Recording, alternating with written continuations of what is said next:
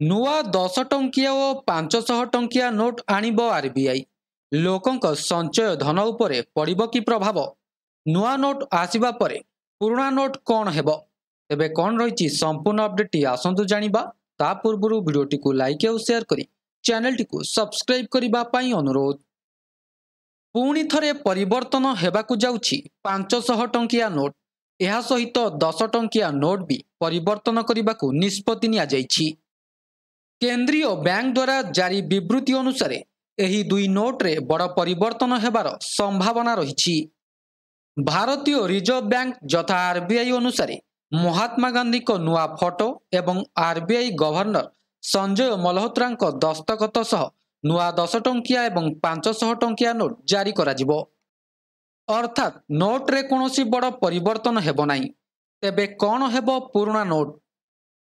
RBI ସ୍ପଷ୍ଟ ଭାବେ କହିଛି, ନୂଆ ନୋଟ୍ ଜାରି ହେବା ପରେ ବି ପୁରୁଣା ନୋଟ୍ ଉପରେ କୌଣସି ପ୍ରଭାବ ପଡ଼ିବ ନାହିଁ।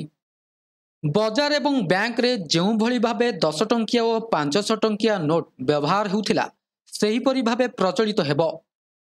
ଏହାର ଅର୍ଥ ଦୁଇ ପ୍ରକାର ନୋଟ୍, ନୂଆ ଓ ପୁରୁଣା ନୋଟ୍ ବିନା ଦ୍ୱନ୍ଦ୍ୱରେ ବଜାରରେ ପ୍ରଚଳିତ ହେବ। ଏଥିରେ କୌଣସି ସମସ୍ୟା ହେବ ନାହିଁ। ତେବେ 100 ଏବଂ 200 ଟଙ୍କାର ବି ନୂଆ ନୋଟ୍ ଆସିବ। ଗତ ମାସରେ ଆର୍‌ବିଆଇ 100 ଟଙ୍କିଆ ନୋଟ୍ ଏବଂ 200 ଟଙ୍କିଆ ନୋଟ୍ ପରିବର୍ତ୍ତନ କରିବା ନେଇ ଘୋଷଣା କରିଥିଲେ। ଏହାର ଅର୍ଥ ଖୁବ୍ ଶୀଘ୍ର ବଜାରରେ 10, 100, 200 ଏବଂ 500 ଟଙ୍କିଆ ନୂଆ ନୋଟ୍ ଦେଖିବାକୁ ମିଳିପାରେ। ଏହିସବୁ ନୋଟ୍ ଉପରେ ଆର୍‌ବିଆଇ ଗଭର୍ଣ୍ଣର ସଞ୍ଜୟ ମଲ୍‌ହୋତ୍ରାଙ୍କ ଦସ୍ତଖତ ରହିବ।